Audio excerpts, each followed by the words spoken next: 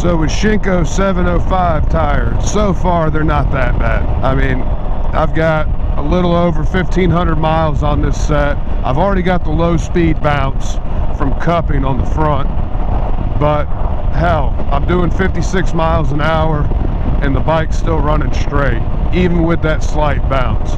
Now granted, that might that might be dependent on your steering neck bearings, you know, your personal wheel bearings, how your suspension is set up. But as far as the tire causing any issues, it won't be the tire's fault. And I have taken it in, gotten it checked to make sure I didn't bend a wheel doing something stupid, and had them rebalance it. This is about 1,000 miles in. I had them rebalance it. They added a little bit of weight, not that much. And yeah, I've still got that low speed bounce, but it's not bad enough to affect the way the motorcycle handles. So far, I'm thoroughly impressed with these tires on dirt, mud, gravel roads, twisties. They handle pretty well. So the big negatives with Shinko's is they're a cheap tire.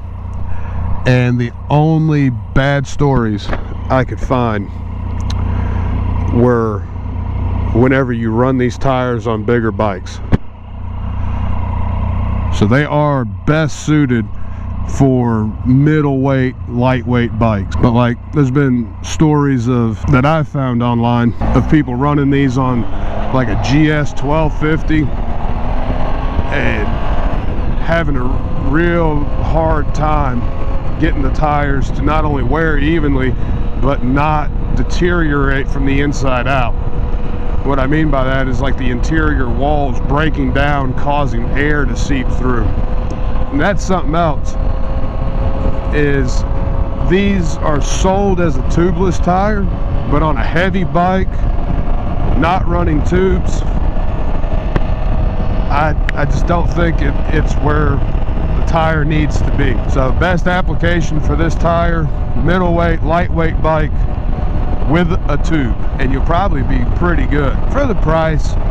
I mean, even if you only get 5,000 miles out of the set, the price, that's still fucking amazing.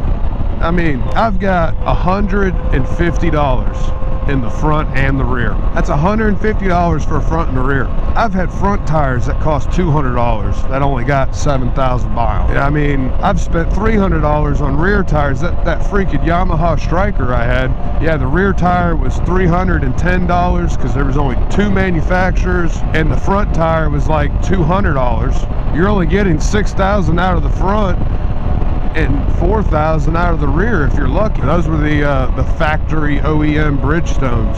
So $150 for a front and a rear tire combined. If you only get 3,000 miles out of it, it's still a good deal. That's another thing where these tires would be perfect as a cheap set for somebody to buy whenever they do want to go on a road trip to go off-roading. Just spoon your street tires off, throw these on, you'll be good. It's the fucking Easter Bunny.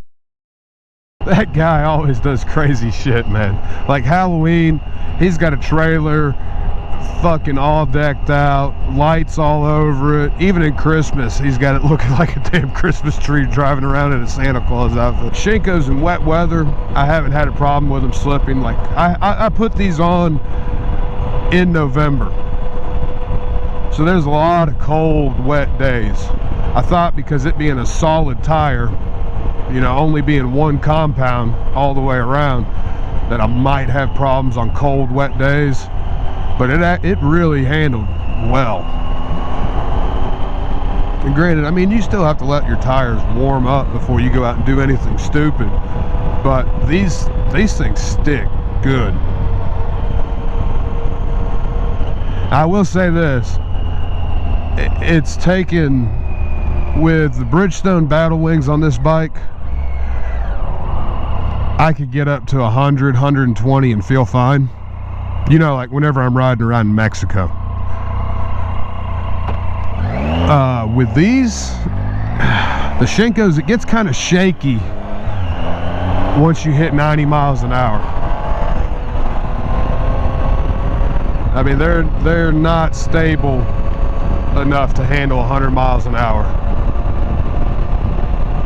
And I don't say that like just being somebody who's nervous, but like I seriously feel these tires, if you ran them at 100, you're risking a tank slapper bad.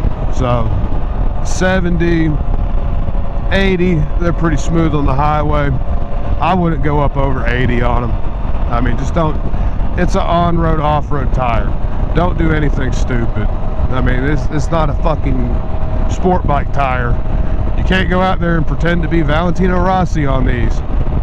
But traveling the highway to get to where you want to go ride off-road, or just doing a cross-country trip, you'll be perfectly fine at 80 on these tires.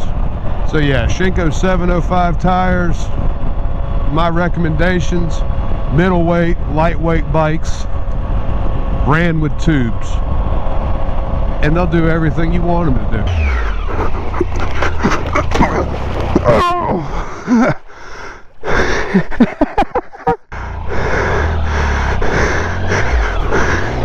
Yeah, power through it. Oh man, I love that shit. That's fucking fun.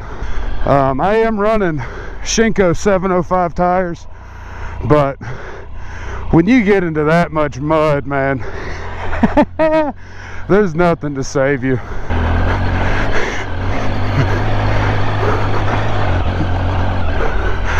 We just ride it out through the mud. Oh, that was a hell of a fucking trip. I love it.